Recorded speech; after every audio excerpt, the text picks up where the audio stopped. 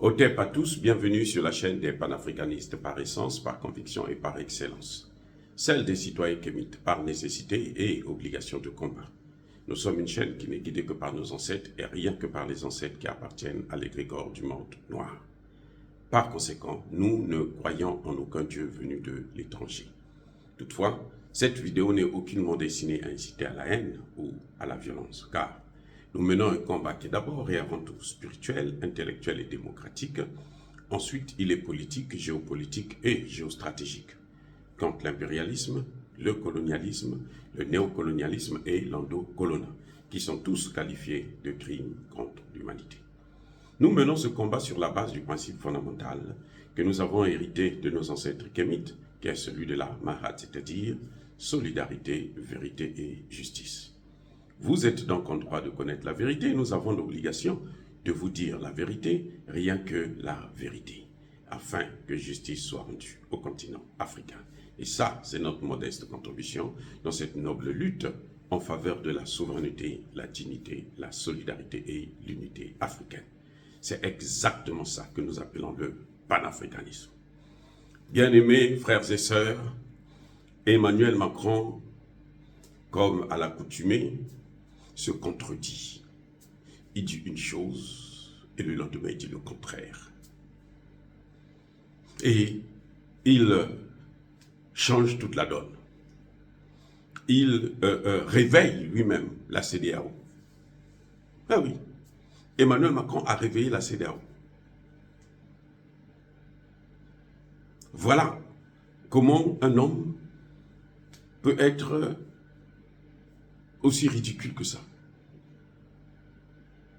C'est bien Emmanuel Macron qui, à peine lundi, il y a quelques jours, nous a dit, la veille du coup d'État au Gabon, nous a dit, nous avons une bonne politique en Afrique. Une politique coloniale, c'est la meilleure que nous avons, c'est la nôtre. Parce que nous, on ne soutient pas les coups d'État, on ne soutient pas les bouddhistes.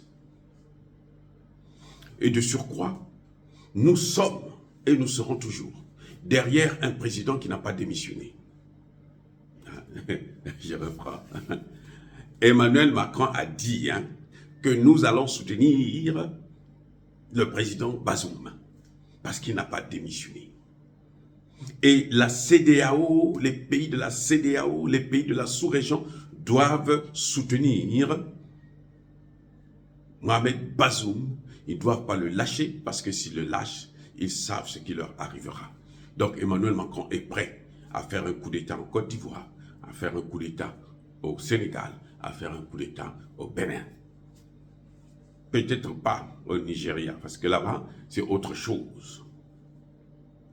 Mais en tout cas, Emmanuel Macron nous donne un argument. Il a réveillé la CEDEAO. Puisque aujourd'hui, le président de la commission de la CEDEAO ouvre une grande porte de négociation maintenant. Là, on peut parler de négociation. Il dit, je donne aux autorités du Niger 9 mois. Ils ont la possibilité de prendre 9 mois de transition. Ça montre que les négociations commencent à... le spectre de la guerre s'éloigne et que les négociations maintenant vont commencer. Les vraies négociations vont commencer maintenant. L'Algérie, bon, lui, l'Algérie c'est un peu la France, donc donne 6 mois. Et maintenant, la CEDEAO commence par et donne 9 mois, alors que le général Tchani a déjà dit, nous aurons besoin de 3 ans. Il lui dit 9 mois. Mais ce qui est bien, c'est que maintenant, il demande les négociations. Il commence à négocier. Après avoir fait du chantage, en prenant des sanctions les plus stupides qui soient, les plus cruelles et inhumaines qui soient, puisque ces sanctions ont été condamnées même par l'Organisation des Nations Unies, alors que nous savons que l'Organisation des Nations Unies, c'est l'organisation de l'OTAN. Mais quand même, ils ont dit, ces sanctions-là, là, les gens ont exagéré. Oui, certainement, vous allez me dire que c'est parce que les Américains sont pour la négociation, que bon, les Nations Unies ont opté pour cette position, mais en tout cas, le résultat est là. Les Nations Unies ont condamné.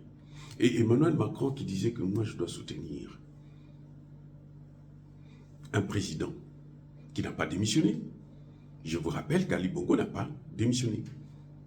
À moins que vous ayez lu la lettre de démission d'Ali Bongo, que je sache, Ali Bongo n'a pas démissionné. Puisque Ali Bongo n'a pas démissionné, donc Emmanuel Macron a l'obligation de le soutenir.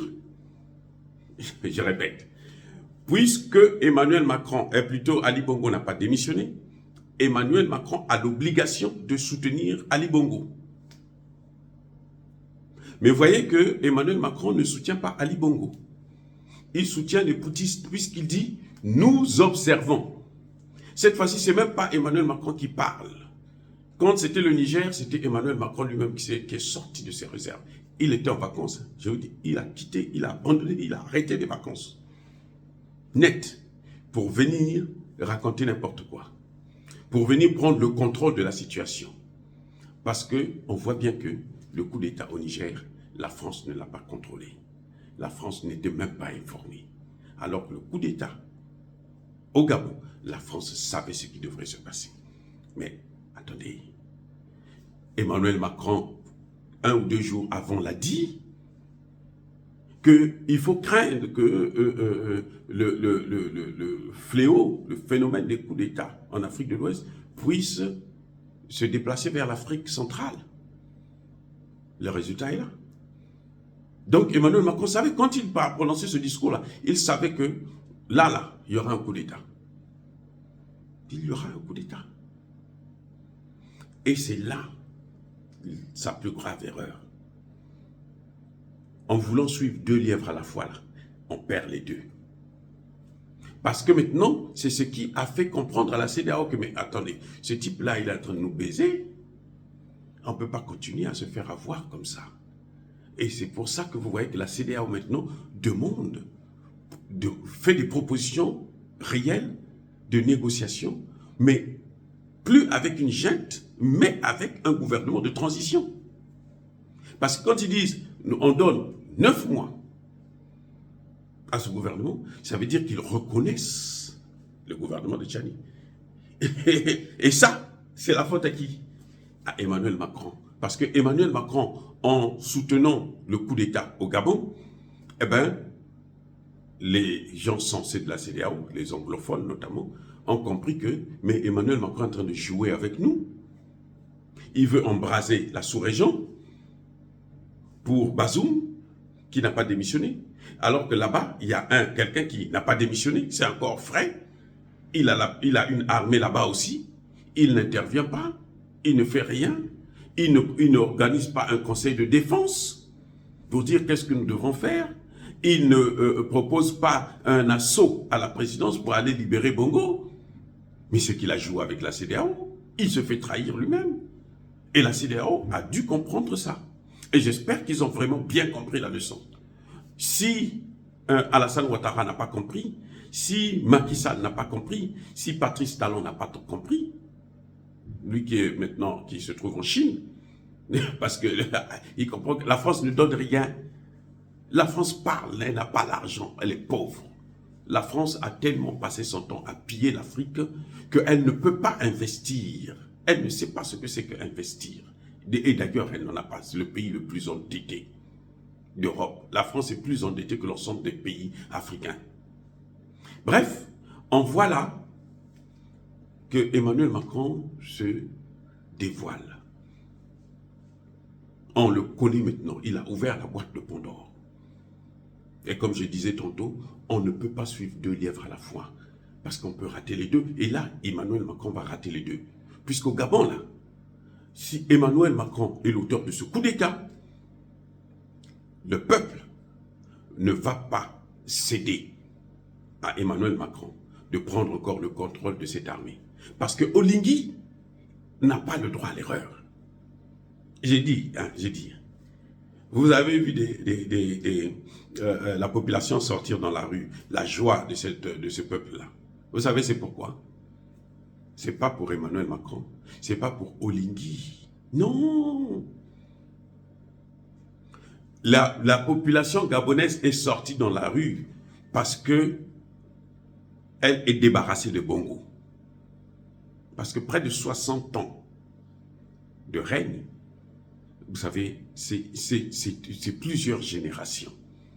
Et les gens en avaient marre. C'est pour ça que les gens sont sortis dans la rue, pour manifester leur joie. Enfin, on s'est débarrassé de un. Mais ce peuple-là sait que la vraie souveraineté, là, c'est loin de la France. C'est en dehors de la France. C'est pas avec les Français. C'est pas avec les bases militaires françaises. Le peuple le sait. Et Oligui, le général Nguema, s'il veut, écoutez bien, s'il veut asseoir son pouvoir, il doit compter sur le peuple gabonais. Sans le peuple gabonais, il sera une marionnette des Occidentaux et il sera la cible de ce peuple qui est en train de sortir dans la rue là pour le féliciter. Ça veut dire quoi? Pour avoir la confiance d'un peuple en Afrique, maintenant, il faut absolument faire ce que ce peuple demande. Le peuple demande déjà, le peuple a déjà demandé le départ des troupes françaises. C'est vrai que la déclaration du porte-parole de ces putschistes, de cette révolution de palais, n'a pas parlé de la souveraineté. Il parle de la lutte contre la corruption. Ça, on s'en fout de la lutte contre la corruption. Ça viendra après. La priorité aujourd'hui, là, c'est la souveraineté du Gabon. C'est le départ des bases militaires. Parce que l'un des signes fondamentaux plutôt, de la souveraineté, c'est de ne pas avoir une armée d'occupation de votre pays. Si le général Oligui, le général Nguema a fait ce coup d'État, a réussi ce coup d'État, c'est parce qu'il y a l'armée française qui est là.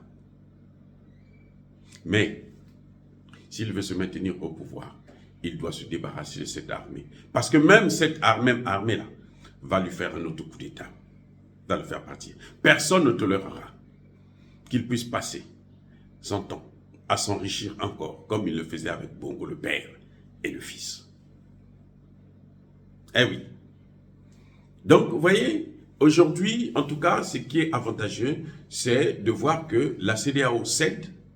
La CEDEAO maintenant comprend qu'elle s'est fait avoir par Emmanuel Macron et elle commence à corriger son crime. Dire cela, c'est inciter à la haine ou à la violence. Non. Il n'y a pas colère V, il y a malheur. Encore une fois, bien-aimés frères et sœurs, soyez bénis. Je persiste et je signe. Soyez abondamment bénis par le Dieu des Kémites et par nos ancêtres angélistes. Mais que tous ceux qui persécutent le continent africain le pillent et le déstabilisent, qu'ils soient noirs, blancs, chinois, arabes, indiens, qui qu'ils soient punis, maudits, foudroyés, neutralisés, écrasés, effacés par ce Dieu des Kémites et par nos ancêtres angélisés. Vive l'Afrique éternelle, j'ai dit et j'assume.